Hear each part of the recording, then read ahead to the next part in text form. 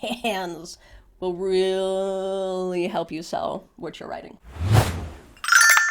I know so many people are afraid of doing hands or intimidated by hands. They don't even know where to start with them, so they hide them. And if you're hiding your hands, you're missing out on basically a second face, especially if you're doing sequential art, which is to say comics, manga, mana, whatever, manhwa, the entire list, sequential art. If you've got gutters and you've got frames, you've got sequential art. Really quick cheat. And it's so ridiculous. I'm sure it seems totally obvious. And it's ugly, and that's what we're gonna do. So, here's the main meat of your hand. Palm, back, doesn't matter at this point. Middle finger, it's gonna be the tallest one. If you have a hand, you can look at it and see middle finger is the tallest. Index finger is the second tallest, out here a little bit. And if you notice, the hand is getting kind of divided up, right? This just occurred to me right now. Got your middle finger on the center line. Index finger is kind of on 1/4. Ring finger and pinky finger like to hang out. I don't know. They just like to hang out together. And that's a small detail. Realistic detail is what helps to sell the cartoon.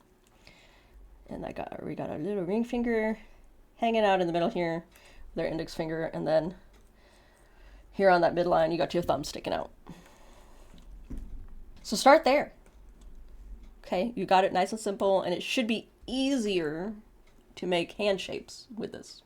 And then once you've got your hand shape decided, you're waving, I'm like waving my real arms around, and this model has no arms, so just imagine that I'm making Italian symbols and waving, and anyway.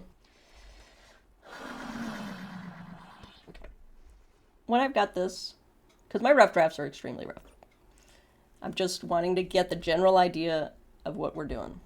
So then you go in and, look at your own hand. You should have two, and even if you don't, you have one. And even if you have no hands and you're drawing with your feet, you got the internet. But I'm pretty sure most of you are not drawing with your feet. That's a special case. Let's go with a nice purple.